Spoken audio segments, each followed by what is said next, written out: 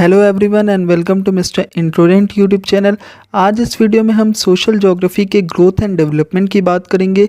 क्या important phases रहे हैं, किस तरीके से ये वर्ल्ड में अलग अलग टाइम पीरियड पर एज अ सब्जेक्ट डेवलप हुआ है, साथ ही साथ इंडिया में इसका डेवलपमेंट कैसे हुआ एज अ सब्जेक्ट, हमने इसे कब से पढ़ना स्टार्ट किया, क्या इंपॉर्टेंट फेजेस रहे हैं, कौन कौन से इंपॉर्टेंट स्कूल्स रहे हैं, इन सभी चीज़ों को हम लोग इस वीडियो में कवर करने वाले हैं। So without wasting much time let us start with the video. You can see the writing on the pavement. Young kids, they're growing up in basements. Online, a whole new generation. I'ma make mine so you. देखिए, social geography के development को हम लोग दो major phases में divide कर सकते हैं। सबसे पहले हमारा होगा अर्ली फेज़ और देन हमारा होगा मॉडर्न फेज़। अर्ली फेज़ ये उस टाइम की बात है जब आपका क्या था, जो बहुत ही पहले का, जहाँ पर social geography as a discipline तो नहीं डेवलप हुआ था, मगर क्या था कि society, social institutions, social gatherings और मैन जो है वो हमेशा से एक सोसाइटी बना करके रहने की कोशिश करता था। सो हर टाइम पे ये कहीं ना कहीं एक सोसाइटी का फॉर्मेशन या एक कम्युनिटी का फॉर्मेशन हमारे ज्योग्राफिकल एरिया में रहा ही है। तो जो बहुत पहले के जो आपके हिस्टोरियंस थे या फिर जो जोग्राफर्स थे, जैसे हेरोडोटस, थुसिडाइड्स एंड स्ट्रैबो, इन सब के टाइम पे इन्होंने एक सोशल लाइफ के बारे में या किस तरीके से जो इंसान है वो कैसे एक ग्रुप में रहता है, इंडिविजुअल्स जो है वो सोलो या आइसोलेटेड नहीं रहते, इन सब चीज़ों के बारे में इन्होंने बात की थी। कैसे अलग अलग जगहों पर अलग अलग रीजंस होते हैं जिसकी वजह से ह्यूमंस जो है वो एज अ सोसाइटी रहते हैं। इन्होंने फिज़िकल क्लाइमेटिक इन्वायरमेंट चेन दी थी, यानी किस तरीके से फिज़िकल डिफरेंसेस होने पर या फिर क्लाइमेटिक डिफरेंसेस होने पर या फिर इन्वायरमेंटल डिफरेंसेस होने पर लोग क्या करते हैं, सोसाइटी का फॉर्मेशन करते हैं या फिर अलग से अपनी एक सोशल लाइफ जीते।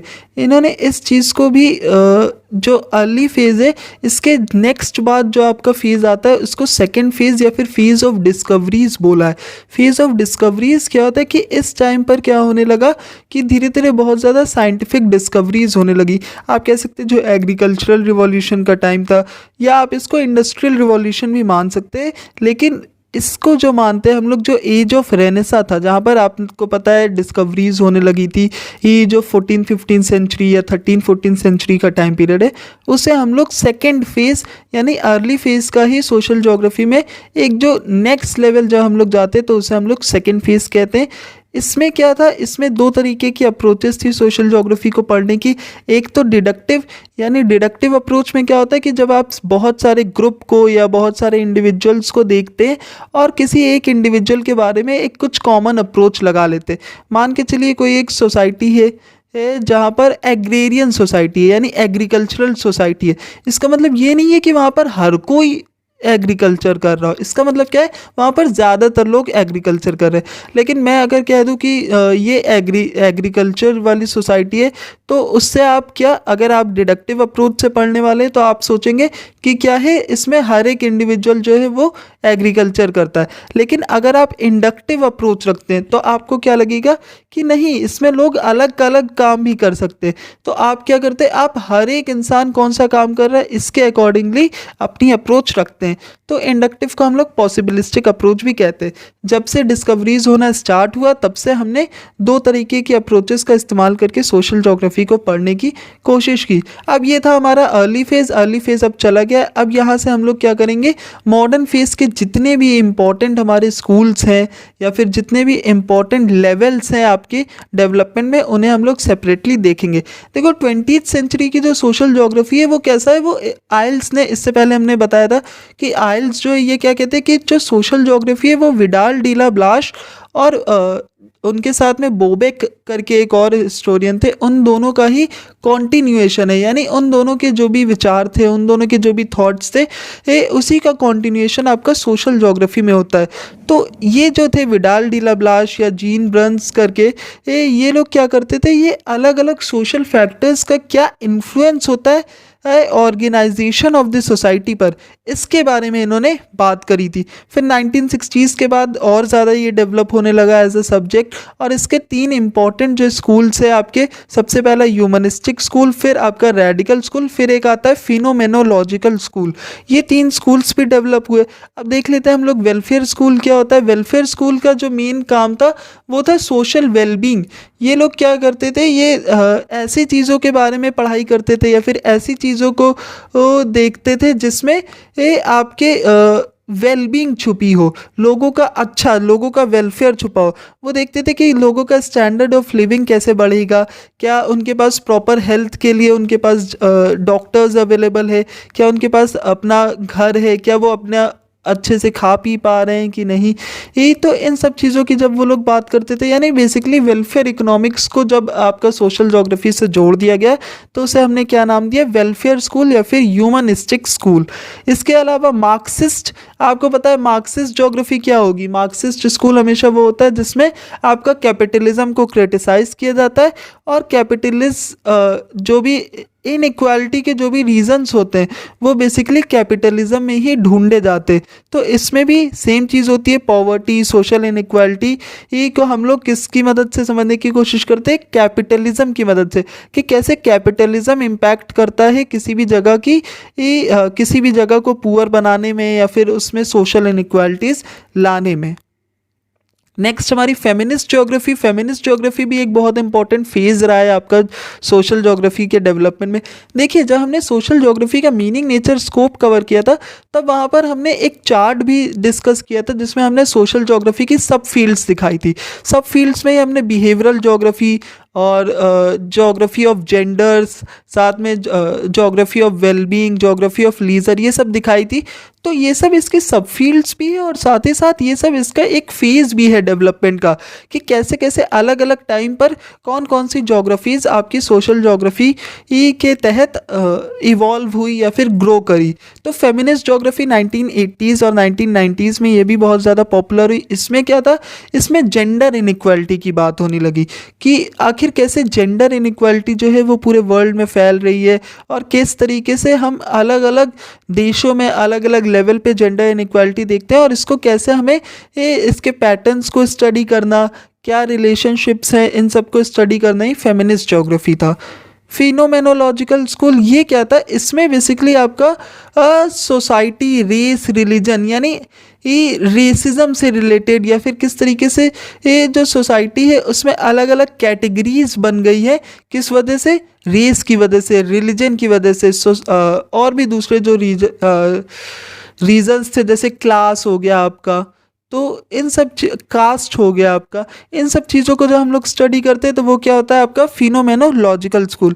उसके बाद जो सबसे इम्पॉर्टेंट सोशल ज्योग्राफी का स्कूल है that is Anglo American school of geography.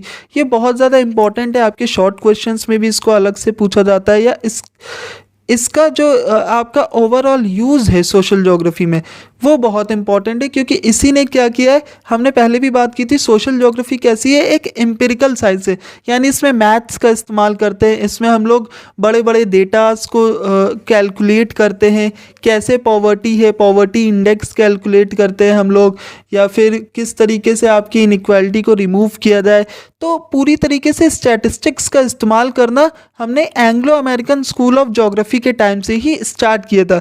जो मेजर अमेरिकन आपके जोग्राफर्स थे या फिर आप कह सकते हैं जो सोशोलॉजिस्ट थे, उनके यहाँ पर मैंने नाम भी दिए हुए हैं, एशरेफ, शेवकी एंड वेंडल बेल करके है, और भी बहुत सारे इंपॉर्टेंट अमेरिकन जोग्राफर्स हैं जिन्होंने क्या स्टैटिस्टिक्स का इस्तेमाल करना स्टार्ट किया। इन्होंने सोशल रैंक्स निकाली, इन्होंने अर्बनाइजेशन का लेवल देखा और सेग्रीगेशन के बारे में इन्होंने बात की, और भी बहुत सारे बड़े बड़े इंडिकेटर्स इन्होंने दिए जिससे सोशल वेलबींग या फिर सोशल स्टेटस क्या है लोगों का, इस सब चीज़ों को कैलकुलेट किया जा सके।